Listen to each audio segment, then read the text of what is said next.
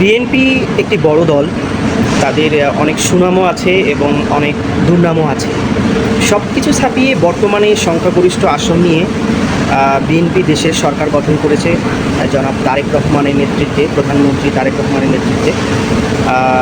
আমরা আশাবাদী যে বিএনপি জনগণের আকাঙ্ক্ষা পূরণ করতে সক্ষম হবে এবং তাদের বিগত দিনের কিছু দুর্নাম যা আছে তা মুছে দিয়ে জনগণের আকাঙ্ক্ষা পূরণ করে সুনামটাকে বজায় রাখবে। এবং আমরা এও আশা করি বিএনপি বর্তমান তারেক রহমানের নেতৃত্বে পরিচালিত হচ্ছে এবং তারেক রহমান বর্তমান বাংলাদেশের প্রধানমন্ত্রী, নির্বাচিত প্রধানমন্ত্রী। আমরা চাই তারেক রহমান জনগণের আশা আকাঙ্ক্ষাকে পূরণ করুন এবং প্রাধান্য দিক। জনগণের যেখানে স্বস্তি আছে, জনগণের চাহিদা অনুযায়ী, জনগণের স্বার্থের দিকে চিন্তা করে সমস্ত কার্যকরী এবং গুরুত্বপূর্ণ পদক্ষেপ বর্তমান সরকার গ্রহণ করুক, আমরা এটাই আশাবাদী।